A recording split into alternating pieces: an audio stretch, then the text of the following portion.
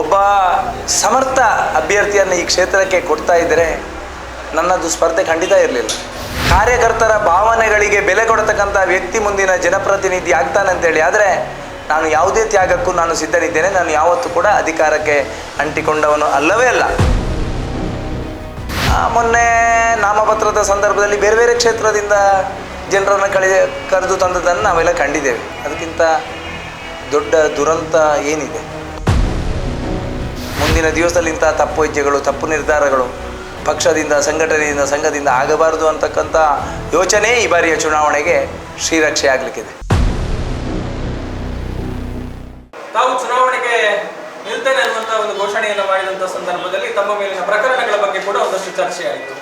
ಎಷ್ಟು ಪ್ರಕರಣಗಳಿದೆ ಮತ್ತು ಇದು ಯಾವಾಗ ತಮ್ಮ ಮೇಲೆ ದಾಖಲಿಸಲ್ಪಟ್ಟದ್ದು ಅಂತ, ಯಾವ ಸಂದರ್ಭದಲ್ಲಿ? ಸುಮಾರು ಪ್ರಕರಣಗಳು 10-30 ವರ್ಷಗಳಿಂದ ಸಂಘಟನೆಯ ಜೊತೆಗೆ, ಪಕ್ಷದ ಜೊತೆಗೆ ಕೆಲಸ ಮಾಡತಕ್ಕಂಥ ಸಂದರ್ಭದಲ್ಲಿ ಹಿಂದುತ್ವದ ಪ್ರತಿಪಾದನೆಗೋಸ್ಕರ ಕೆಲಸ ಮಾಡತಕ್ಕಂಥ ಸನ್ನಿವೇಶದಲ್ಲಿ ಕೇಸ್ ಆಗುವಂಥದ್ದು ಸ್ವಾಭಾವಿಕ. ಅದು ಶನಿ ಪೂಜೆಯ ಸಂದರ್ಭದಲ್ಲಿರ್ಬೋದು, ಅಕ್ಷತ ಕೊಲೆ ಪ್ರಕರಣದ ಸಂದರ್ಭದಲ್ಲಿರ್ಬೋದು, ಸೌಮ್ಯ ಭಟ್ ಅವರ ಕೊಲೆ ಪ್ರಕರಣದ ಸಂದರ್ಭದಲ್ಲಿರ್ಬೋದು, ಅಥವಾ ಕಳೆದ ಬಾರಿ ಅಯ್ಯಪ್ಪ ಸ್ವಾಮಿಯ ವೃತ್ತ ಅಲ್ಲಿ ಕೇರಳದಲ್ಲಿ ನಡೆದಿರತಕ್ಕಂಥ ಘಟನೆ ಇರ್ಬೋದು, ಮಹಾಲಿಂಗೇಶ್ವರ ದೇವಸ್ಥಾನದ ಎದುರು ಭಾಗದಲ್ಲಿ ಧ್ವಜ ಹಾಕತಕ್ಕಂಥ ಸಂದರ್ಭದಲ್ಲಿ ಇರ್ಬೋದು. ಅನೇಕ ಕೇಸುಗಳು ಸಂಘಟನೆಯ ಆಧಾರಿತವಾಗಿ ನಮ್ಮ ಜೊತೆಗೆ ಕೇಸುಗಳು ಬಂದಿದೆ. ಸುಮಾರು ಕೇಸುಗಳು ಎಲ್ಲ ಆರೋಪ ಮುಕ್ತವಾಗಿ, ಇನ್ನು 2-3 ಕೇಸುಗಳು ಪ್ರಕರಣದ ಯಾವುದು ಹಾದಿಯಲ್ಲಿದೆ, ಯಾವುದು ಕೋರ್ಟ್ನಲ್ಲಿ ವಿಚಾರಣೆ ಹಂತದಲ್ಲಿದೆ. ಇದೆಲ್ಲವೂ ಕೂಡ ಸಮಾಜದ ಕೆಲಸಕ್ಕೆ ಆಗಿದೆ ಹೊರತು ಇನ್ನಿತರೆ ಯಾವುದೇ ಚಟುವಟಿಕೆಗಳಿಗೆ ಆಗಲಿಲ್ಲ. ಈಗ ಮತ್ತೆ ಈ ಚುನಾವಣೆಯ ಸಂದರ್ಭದಲ್ಲಿ ಕೂಡ 107ಗಳನ್ನು ಹಾಕಿಸುವಂಥದ್ದು, ಬಾಂಡ್ಗಳನ್ನು ಕೊಡಬೇಕು ಅನ್ನುವಂಥ ರೀತಿಯಲ್ಲಿ ಒಂಥರ ಕೆಲಸ ಕಾರ್ಯಗಳು ನಡೀತಾ ಇದೆ. ಇದು ಬಹಳಷ್ಟು ಕಾರ್ಯಕರ್ತರಿಗೆ ಮತ್ತು ನಮಗೆಲ್ಲರಿಗೂ ನೋವನ್ನು ತಂದಿದೆ. ಇವತ್ತು ಸರ್ಕಾರ ಬಂದಂಥ ಸಂದರ್ಭದಲ್ಲಿ ಕಾರ್ಯಕರ್ತರಿಗೆ ವಿಶೇಷವಾಗಿರ್ತಕ್ಕಂಥ ಗೌರವ ಇರ್ಬೋದು, ಆ ಕಾರ್ಯಕರ್ತರ ಕೇಸುಗಳನ್ನು ಹಿಂಪಡೆದುಕೊಳ್ಳಬಹುದು ಅನ್ನೋಂಥ ವಿಶ್ವಾಸ ಇಲ್ಲದಿತ್ತು. ಆದರೆ ಪರಿಣಾಮಕಾರಿಯಾಗಿರ್ತಕ್ಕಂಥ ಬದಲಾವಣೆ ಆಗಲಿಲ್ಲ. ಮತ್ತು ಕೇಸನ್ನು ಕದಕುವಂಥ ಪ್ರಯತ್ನವನ್ನು ಹಿರಿಯರು ಮಾಡಿದರೆ ಅದನ್ನು ನಾನು ಸವಾಲಾಗಿ ಸ್ವೀಕಾರ ಮಾಡಿದ್ದೀನಿ. ಸುಮಾರು ಕೇಸುಗಳು ಆರೋಪ ಇಲ್ಲದೆ ಕೋರ್ಟಿನಲ್ಲಿ ಬಿದ್ದೋಗಿದೆ. ಇದು ಕೂಡ ಅದರಲ್ಲಿ ಒಂದು ಸೇರ್ತದೆ ಅನ್ನತಕ್ಕಂಥ ವಿಶ್ವಾಸ ನಮ್ಮ ಜೊತೆಗಿದೆ. ಅಂತ ಒಂದು ಕೆಲಸ ಕಾರ್ಯಗಳಿಗೆ ಪಕ್ಷ ಮತ್ತು ಸಂಘ ಯೋಚನೆ ಮಾಡಲಿಕ್ಕಿಲ್ಲ, ಮಾಡಬಾರ್ದು ಅನ್ನುವಂಥ ನಂಬಿಕೆ ನನ್ನ ಜೊತೆಗಿದೆ. ಹೌದೌದು, ಅದು ಈ ಸಂದರ್ಭದಲ್ಲಿ ಅಂಥದ್ದೆಲ್ಲ ವ್ಯವಸ್ಥೆಗಳು ನಡೆಯುವಂಥದ್ದು ಸ್ವಾಭಾವಿಕ. ಆ ಹಿನ್ನೆಲೆಯಲ್ಲಿ ಅದನ್ನು ಕೆದಕುವಂಥ, ಅದರ ಹಿಂದೆ ಒತ್ತಡ ತರುವಂಥ ಪ್ರಯತ್ನವನ್ನು ಮಾಡಿದ್ದೇನೆ. ಅದನ್ನು ಯಾವತ್ತೂ ಕೂಡ ನಾನು ಅದೇ ಮುಂದುವರಿದರೆ ಅದನ್ನು ಸವಾಲಾಗಿ ನಾನು ಸ್ವೀಕಾರ ಮಾಡ್ತೀನಿ. ಮತ್ತು ನ್ಯಾಯ ನಮ್ಮ ಪರವಾಗಿದೆ ಅಂತಕ್ಕಂಥ ನಂಬಿಕೆ ನನ್ನ ಜೊತೆಗಿದೆ. ಅರುಣ್ ಪುತ್ತಿಲಾರ್ ಅವರು ನಂಬಿರುವಂಥ ಹಿಂದುತ್ವ, ಆ ಹಿಂದುತ್ವವನ್ನೇ ಅಸ್ತ್ರವಾಗಿಟ್ಟುಕೊಂಡು BJP ಹಿಂದೂ ಪ್ರಮುಖ ಮುಖಂಡರನ್ನು ಪುತ್ತೂರಿಗೆ ಕರೆಸಿ ಪ್ರಚಾರ ನಡೆಸುತ್ತೆ. ಉದಾಹರಣೆಗೆ ಜಗದೀಶ್ ಕಾರಂತ್ ಅವರನ್ನು ಕೂಡ ಸಂಪರ್ಕಿಸಿದ್ದಾರೆ ಅನ್ನುವಂಥ ಸುದ್ದಿಗಳೆಲ್ಲ ಹರಿದಾಡಿತ್ತು. ಏನು ಹೇಳ್ತೀರಿ? ಹೀಗಾದಾಗ ನಿಮ್ಮನ್ನು ನಂಬುದು, ಅವರನ್ನು ನಂಬುದಾ? ನೋಡಿ, ಜಗದೀಶ್ ಕಾರಂತರನ್ನು ಕರೀತಾರೆ ಅಥವಾ ಇನ್ನಿತರ ಯಾರೋ ಹಿಂದೂಗಳನ್ನು ಕರೀತಾರೆ ಅನ್ನತಕ್ಕಂಥ ಒಂದಷ್ಟು ತಪ್ಪು ಹೇಳಿಕೆಗಳನ್ನು ಕೊಡುವಂಥ ಕೆಲಸ ಕಾರ್ಯಗಳು ಇವತ್ತು ನಡೀತಾ ಇದೆ. ಜಗದೀಶ್ ಕಾರಂತರು ಖಂಡಿತ 100ಕ್ಕೆ 100 ಈ ಕ್ಷೇತ್ರಕ್ಕೆ ಚುನಾವಣೆಗೋಸ್ಕರ ಮತವನ್ನು ಯಾಚನೆ ಮಾಡೋದಕ್ಕೋಸ್ಕರ ಬರೋದಿಲ್ಲ. ಅವರು ಒಂದಷ್ಟು ದಿವಸಗಳ ಹಿಂದೆ ಒಂದು ಪತ್ರಿಕಾಗೋಷ್ಠಿಯಲ್ಲಿ ಉಲ್ಲೇಖ ಮಾಡಿದರು, ನಾವು ಹಿಂದೂ ಕಾರ್ಯಕರ್ತರಿದ್ದೇವೆ, ನಾವು ಚುನಾವಣೆಯಲ್ಲಿ ನಮ್ಮನ್ನು ಬಳಸಿಕೊಳ್ಳುವುದಕ್ಕೆ ನಾವೇನು ವೇಶ್ಯೆಯರಿಲ್ಲ ಅನ್ನುವಂಥ ಹೇಳಿಕೆಯನ್ನು ಕೊಟ್ಟಿದ್ದರು.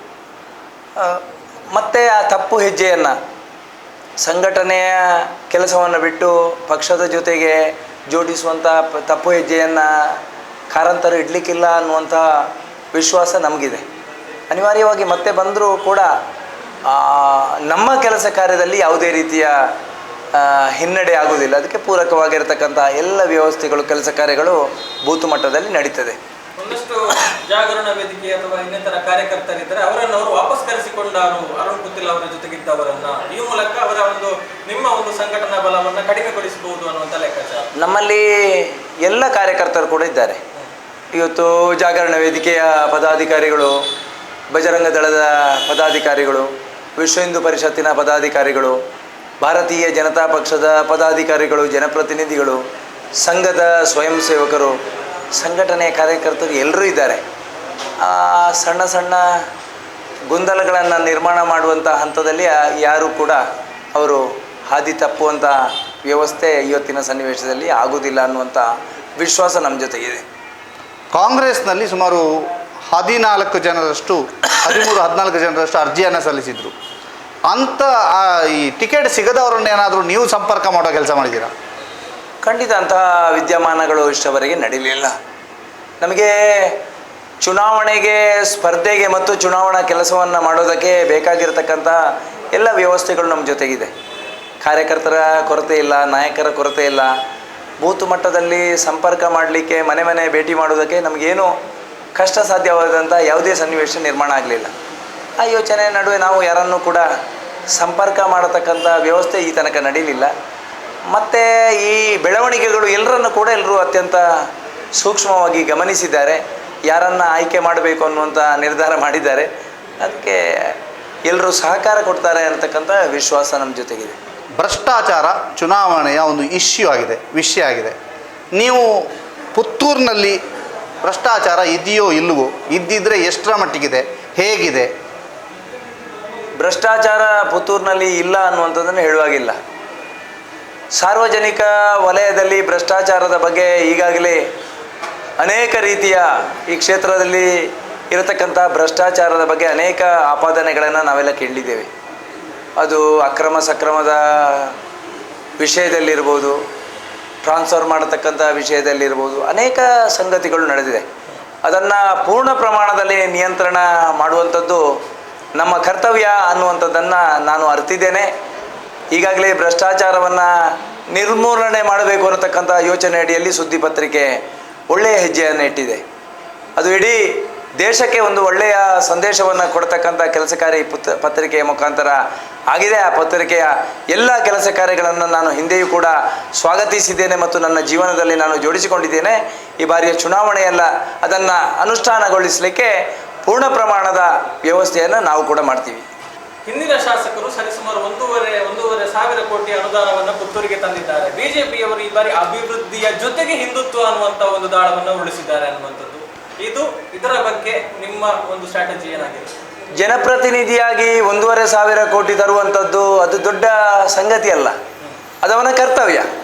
ಹರೀಶ್ ಪೂಂಜಾರವರು 3,000 ಕೋಟಿ ತಂದಿದ್ದಾರೆ, ಅಥವಾ ಭರತ್ ಶೆಟ್ಟರು 2.5 ಸಾವಿರ ತಂದಿದ್ದಾರೆ. ಅದು ಎಲ್ಲವೂ ಕೂಡ ರಾಜಕಾರಣಿಯಾಗಿ ಮಾಡುವಂಥ ಕೆಲಸ, ಅದು ಮನೆಯಿಂದ ತಂದು ಕೊಡುವಂಥ ಅನುದಾನ ಅಲ್ಲ. ಯಾವ ರೀತಿಯಾಗಿ ಇಚ್ಛಾಶಕ್ತಿ ಯಾರ್ದು ಜನಪ್ರತಿನಿಧಿಯು ಇಚ್ಛಾಶಕ್ತಿ ಹೇಗಿದೆಯೋ ಆ ಮಾನದಂಡದಲ್ಲಿ ಅತ್ಯಂತ ದೊಡ್ಡ ಪ್ರಮಾಣದಲ್ಲಿರ್ತಕ್ಕಂಥ ಅಭಿವೃದ್ಧಿ ಕಾರ್ಯಗಳು, ಅನುದಾನಗಳು ಸರ್ಕಾರದ ಕಡೆಯಿಂದ ಆಗುತ್ತೆ. ಅದನ್ನು ಮಾಡುವಂಥ ಎಲ್ಲ ಕೆಲಸ ಕಾರ್ಯವನ್ನು ನಾವು ಕೂಡ ಮಾಡ್ತೇವೆ. ಸರ್, ಬಹಳ ವಿಸ್ತೃತವಾಗಿ ಮಾತನಾಡಿದ್ರಿ. ನಿಮ್ಮ ಜರ್ನಿಯನ್ನು ನೆನಪು ಮಾಡ್ಕೊಂಡಿದ್ರಿ.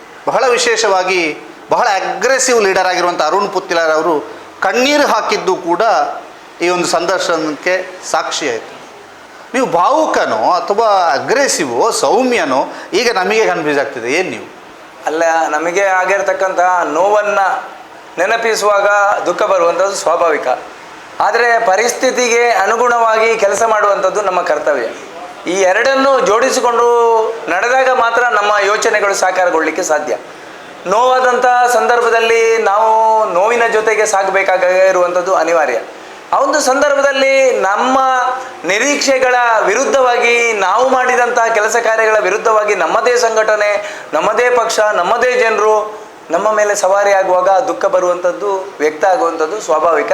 ಆ ಹಿನ್ನೆಲೆಯಲ್ಲಿ ನಾನು ಅಗ್ರೆಸಿವ್ ಹೌದು, ಭಾವನಾತ್ಮಕವಾಗಿರ್ತಕ್ಕಂಥ ಯೋಚನೆಯ ನಡುವೆ ಬದುಕುವವನು ನಾನು.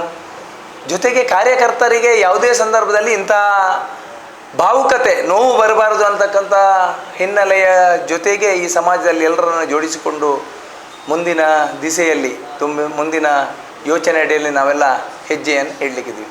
ನಿಮ್ಮ ಈ ಜರ್ನಿಯಲ್ಲಿ ಅತಿ ಹೆಚ್ಚು ನೋವು ಕೊಟ್ಟಂಥ ಒಂದು ಕ್ಷಣ ಯಾವುದು? ಒಂದು ಅಕ್ಷತಾ ಕೊಲೆ ಪ್ರಕರಣ. ಅದನ್ನು ಮುಚ್ಚಿ ಹಾಕಬೇಕು. ಅಕ್ಷತಾ ಕೊಲೆ ಪ್ರಕರಣದ ಸಂದರ್ಭದಲ್ಲಿ ಅವರ ಜೊತೆ ನಿಲ್ಲಬಾರ್ದು ಅನ್ನತಕ್ಕಂಥ ದೊಡ್ಡದಾಗಿರತಕ್ಕಂಥ ಯೋಚನೆಯ ನಡುವೆ ನಾವು ಪುತ್ತೂರನ್ನು ಬಂದಿಗೆ ಕರೆಯನ್ನು ಕೊಟ್ಟಿದ್ದೆವು. ಆ ಒಂದು ಸಂದರ್ಭ ಇಡೀ ಪುತ್ತೂರಿನ ಇತಿಹಾಸದಲ್ಲಿ 100% ಬಂದಾದಂಥ ಕೆಮ್ಮಿಂಜೆ ಕೂರ್ನಾಟಕ ಸಮೇತ ಕೂಡ ಬಂದಾದಂಥ ಇತಿಹಾಸ ಪುತ್ತೂರಿನಲ್ಲಿ ಇದ್ದರೆ ಅದು ಆ ಸಂದರ್ಭ ಅಕ್ಷತಾ ಕೊಲೆಯ ಸಂದರ್ಭದಲ್ಲಿ ಮಾತ್ರ ಅನ್ನೋದಂಥದ್ದು ಈ ಸಂದರ್ಭದಲ್ಲಿ ಉಲ್ಲೇಖ ಮಾಡ್ತೇನೆ. 2 ಘಟನೆಗಳು ನನಗೆ ಜೀವನದಲ್ಲಿ ದೊಡ್ಡ ನೋವನ್ನು ಕೊಟ್ಟಿವೆ. ಒಂದು ಶನಿ ಪೂಜೆಯ ಸಂದರ್ಭದಲ್ಲಿ ಆಗಿರತಕ್ಕಂಥ ಬೆಳವಣಿಗೆ, 2ನೇದು ಅಕ್ಷತಾ ಕೊಲೆ ಪ್ರಕರಣದಲ್ಲಿ ಆಗಿರತಕ್ಕಂಥ ಬೆಳವಣಿಗೆ, 3ನೇದು ಪ್ರವೀಣ್ ನೆಟ್ಟಾರ್ ಅವರ ಹತ್ಯೆಯಾಗಿರ್ತಕ್ಕಂಥ ಸಂದರ್ಭದಲ್ಲಿ ನಡೆದಂತಹ ಘಟನೆ ನನಗೆ ಜೀವನದಲ್ಲಿ ದೊಡ್ಡದಾಗಿರತಕ್ಕಂಥ ನೋವನ್ನು ತಂದಿದೆ. ಖುಷಿ ಕೊಟ್ಟಂತ ಕಾರ್ಯಕರ್ತರ ಭಾವನೆಗಳು, ಕಾರ್ಯಕರ್ತರ ವಿಶ್ವಾಸಗಳು ಜೊತೆಗಿದ್ದರೆ ಏನನ್ನು ಕೂಡ ಸಾಧಿಸ್ಬೋದು ಅನ್ನುವಂಥದ್ದು ಅನೇಕ ಘಟನೆಗಳಲ್ಲಿ ನಾನು ಕಂಡಿದ್ದೇನೆ. ಈ ಹಿನ್ನೆಲೆಯಲ್ಲಿ ಕಾರ್ಯಕರ್ತರ ಆ ಸಂತೋಷವೇ ನನಗೆ ದೊಡ್ಡದಾಗಿರ್ತಕ್ಕಂಥ ಸಂತೋಷ.